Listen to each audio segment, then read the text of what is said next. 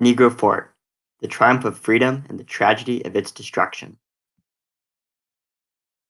The Battle of Negro Fort is one of thousands of interesting tales lost to the annals of history. There are many reasons it is significant. It was an example of African American resistance against slavery. It signified America's great racism and the worthlessness of African American and Native American lives in the American eye at the time. And the shot fired on Negro Fort on July 27, 1816, has been called the deadliest cannon shot fired by the U.S. Navy. However, despite its significance, it is a barely known topic, with few resources available with information about it. There are a few possible reasons for this. First, the fort was manned by Native Americans and escaped African American slaves, both groups which generally could not read or write, so there was no written material from the fort. Second, much of the fort was destroyed by the attack on the fort, leaving little evidence. Third, the tremendous racism against African Americans and Native Americans at the time and after the event could have led to the battle's lack of prominence in historical texts. Negro Fort was built in the summer and fall of 1814, near the end of the War of 1812, as part of the British war effort against the United States. British Major Edward Nichols, with his soldiers and allied Seminole Native Americans and escaped African American slaves, constructed the fort on Prospect Bluff, near the Apalachicola River. The area of the fort was about 7 acres, and it was originally used as the base of British negotiations with local African American and Native American communities. When British soldiers left the fort in 1815 after the war, the African Americans and Native Americans who lived in British Post were given the fort, as well as all of the military equipment in the fort. Once it was evacuated by the British soldiers, it came to be known as Negro Fort. Negro Fort came to be a safe haven for African Americans escaping from slavery. Many who escaped slavery in Georgia or Alabama fled to Florida toward the end of the 1700s and in the 1800s, while Florida was still owned by the Spanish. These slaves lived in alliance with Seminole Native Americans, often in communities nearby their villages. According to the National Park Service, in exchange for living in Florida and protection by the Native American community in Florida, escaped slaves gave Native Americans a portion of their crop and helped Native Americans with translation and intelligence gathering, for they often knew English, French, and/or Spanish, all languages spoken by white peoples intent on settling Florida at best and exterminating Native Americans at worst. After the establishment of Negro Fort, more and more escaped slaves from Spanish colonies as well as American states, and Native Americans, mostly of the Seminole or Choctaw tribes, living nearby, began to settle inside or nearby the fort. The population about the fort grew to as many as 800 people, according to Professor Carlisle, professor at Rutgers University and writer of the book Forts of Florida. The population largely cultivated crops, which was a successful and profitable enterprise. The commander of the fort was an escaped slave named Garcon, but little other information exists about him.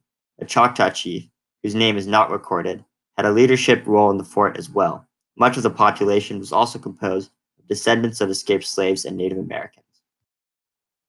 Abolitionist author William Cooper Nell wrote of the inhabitants of the fort in the book The Colored Patriots of the American Revolution. Most of them had been born amidst perils, reared in the forests, and taught from their childhood to hate the oppressors of their race. Most of those who had been personally held in degrading servitude, whose backs had been scarred by the lash of the savage overseer, had passed to that spirit land, where clanking of chains is not heard, where slavery is not known. Negro Fort represented a major threat to the United States government for a variety of reasons. First, it was inhabited by armed escaped slaves and Native Americans, both of which, according to reporter Daniel Rivero, were seen as existential threats to life as usual for white Americans in the United States. The fort was seen as a threat to slaveholders in the U.S., and returning the slaves to their rightful owners was a goal of the U.S. Several sources can give us an idea of how much white America feared and hated the fort and what it represented. The Georgia Journal wrote of the fort during the time, "The British station at Apalachicola Bay has been run by runaway Negroes and hostile Indians, who have done and continue to do mischief to the whites.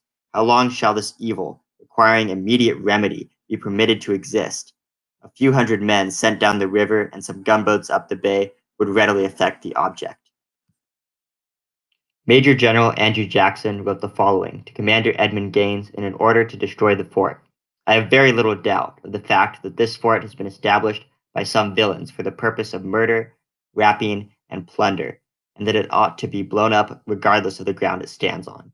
If your mind has formed the same conclusion, destroy it and restore the stolen Negroes and property to their rightful owners. Second, the fort stood in the way of the United States' efforts to ethnically cleanse Florida of Native and African Americans and bring the entire area under United States rule, before its purchase from Spain by the United States. Major General Andrew Jackson led the campaign, known historically as the Seminole Wars, which Major General Andrew Jackson himself referred to as a savage and Negro war. Although Spain technically owned Florida, they were too weak to protect Florida during the campaign. Third, the fort existed in the context of independence movements in Latin America and the Caribbean. Many of these movements were also associated with anti-slavery movements and thus presented a threat to the United States due to the fear that similar rebellions would spread to the U.S. Because of this context, Negro Fort was even more threatening to the United States. Thus, it was a necessity to Major General Andrew Jackson and the United States as a whole that it be destroyed. In 1816, the United States Army constructed Fort Scott a few miles from Florida to serve as a base for U.S. operations in Florida in preparation to destroy the fort. While supplies were being sent to forts constructed for the U.S.'s operations in Florida, several men were sent to get water from the Apalachicola River. These men were ambushed, and all but one killed, by men from Negro Fort. This event was used as further pretext to attack and destroy Negro Fort. Andrew Jackson ordered General Edmund P. Gaines to destroy Negro Fort. Along their way to attack the fort, U.S. troops led by Lieutenant Colonel Duncan Clinch met with pro-U.S. slaveholding Native American Creek soldiers, White Sticks, who had just won their own civil war against anti-U.S. Native American Creek people, Red Sticks, and determined to join forces to attack the fort. On the morning of July 27, 1816, U.S. troops marched on the fort. U.S. Navy gunboats led by Sailing Master Jarius Loomis on the river. According to author James Parton, in his biography of Andrew Jackson, the U.S. ordered that the soldiers in Negro Fort surrender. They refused and rose a British Union Jack and fired back on the U.S. troops. The U.S. Navy fired several shots as tests, which did little damage, and then heated cannonballs to fire at the fort, called hot shots. The first hot shot struck the gunpowder magazine in the fort, creating an intense and massive explosion. The explosion could be heard as far as Pensacola and was reportedly as loud as 100,000 cannons. The explosion instantly killed about 270 of the 300 plus inhabitants of the fort. Colonel Duncan Clinch described the scene. The explosion was awful, and the scene was horrible beyond description. Our first care, on arriving on the scene, was to rescue and relieve the unfortunate beings who survived the explosion. The war yells of the Indians, the cries and lamentations of the wounded, compelled the soldier to pause in the midst of victory, to drop a tear for the sufferings of his fellow beings. Abolitionist author William Cooper Nell wrote of the blast in a somewhat dramatized account of the events at the fort. Many were crushed by the falling earth and timbers. Many were entirely buried in the ruins. Some were horribly mangled by the fragments of timber and the explosion of charged shells that were in the magazine. Limbs were torn from the bodies to which they had been attached. Mothers and babies lay beside each other, wrapped in that sleep which knows no waking. The veteran soldiers, accustomed to blood and carnage, were horror-stricken as they viewed the scene before them.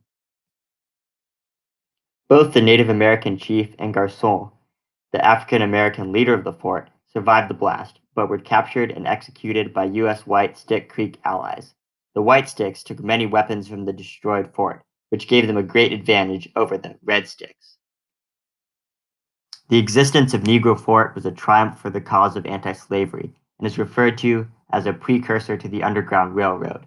Its existence symbolized the fight for freedom within America and the will of the human spirit to fight against oppression. Its destruction was a devastating tragedy that revealed the power of racism and pro-slavery forces in the United States. They were true to themselves, to the instinctive love of liberty which is planted in every human heart.